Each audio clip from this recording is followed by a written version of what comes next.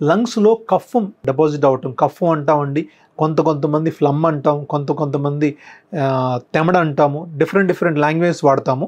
ఇది ఎందుకు డిపాజిట్ అవుతుంది అంటే, ఎప్పుడైతే మీకు ఎయిర్వేస్లో ఇరిటేషన్ వస్తుందో, అది ఇన్ఫెక్షన్ వల్ల అవ్వచ్చు, మీకు వేరే జబ్బు వల్ల అవ్వచ్చు, ILD వల్ల అవ్వచ్చు, లేదంటే లంగ్ క్యాన్సర్ వల్ల అయి ఉండొచ్చు.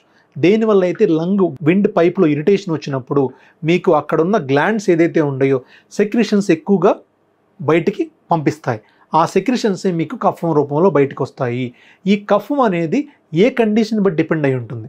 అదే కఫం కనుక థిన్గా ఉంటే మనం ఏమీ క్లియర్ చేయాల్సిన అవసరం లేదండి, ఆటోమేటిక్గా మన దగ్గుతోనే అది క్లియర్ అయి వస్తుంది.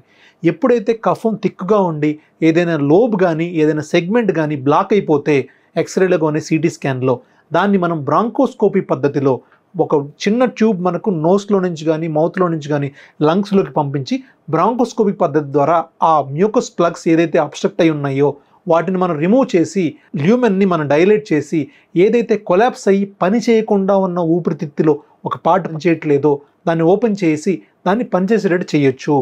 కానీ రొటీన్గా నార్మల్ డే టు డే లైఫ్లో వచ్చే ఫ్లమ్ ఏదైతే ఉందో 95% ఆఫ్ ద కేసెస్లో మనం రొటీన్గానే మనం దగ్గుతూనే తీసేయవచ్చు. ఆర్టిఫిషియల్ మెథడ్స్ యూజ్ చేయాల్సిన అవసరం ఉండదు.